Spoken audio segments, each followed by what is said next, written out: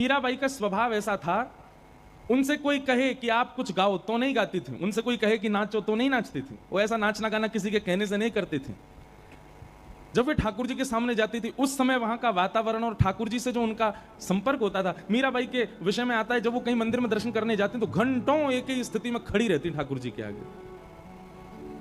और उस समय दर्शनार्थी मीराबाई को देखते तो जैसे मीराबाई के चेहरे के आव भाव होते वैसे ही ठाकुर जी के होते। यहां मीराबाई की भौहें ऊपर होती तो वहां सामने ठाकुर जी की भी भौहें ऊपर हो जाती। मीराबाई के नेत्र मुड़ते तो ठाकुर जी के भी मुड़ जाते। मानो इशारों में ही दोनों की चर्चा चलती। और वही चर्चा करते करते कभी मीराबाई रोने लग जाती, कभी मीराबाई हंसने लग जाती, मानो उनकी अंतरंग चर्चा होती ठाकुर जी से।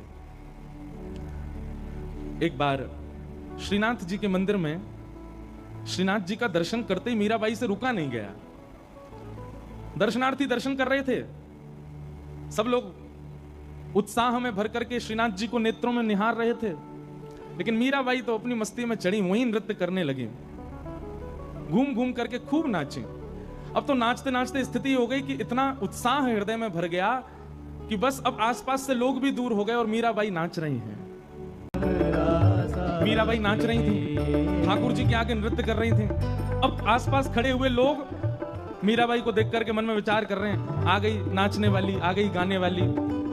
कोई कुछ कहे, कोई कोई बात बना, वो कैसे नाच रही है, देखो इसके अंग के वस्त्र भी उड़ रहे हैं। सब लोग बातें बना रहे थे, लेकिन मंदिर के भीतर खड़े भये गुसाई जी को पता नहीं क्या हुआ, तुरंत श्रीनाथ जी के गले की माला उतार करके लेके गए और मीराबाई के कंठ में पहना दी।